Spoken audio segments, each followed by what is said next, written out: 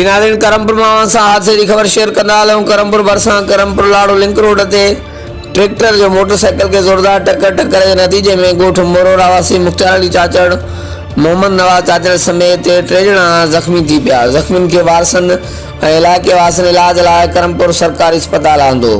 ज़ख़्मियुनि मां मुख्तार अली चाचड़ ऐं मोहम्मद नवाज चाचड़ के करमपुर सरकारी एम्बुलेंस ज़रिए सखर अस्पताल मुंतकिल किया वियो आहे।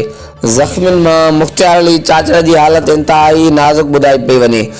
जी नाज़रीन, अवां सां करमपुर मां हादसे की खबर की आगाही शेयर कर रहा हूँ। करमपुर भरसां लाड़ो लिंक रोड ते ट्रैक्टर जो मोटरसाइकिल के जोरदार टक्कर के नतीजे में करमपुर के गोठ मोरोड़ा वासी मुख्तार अली चाचड़, मोहम्मद नवाज चाचड़ समेत 3 ॼणा ज़ख़्मी थी पिया।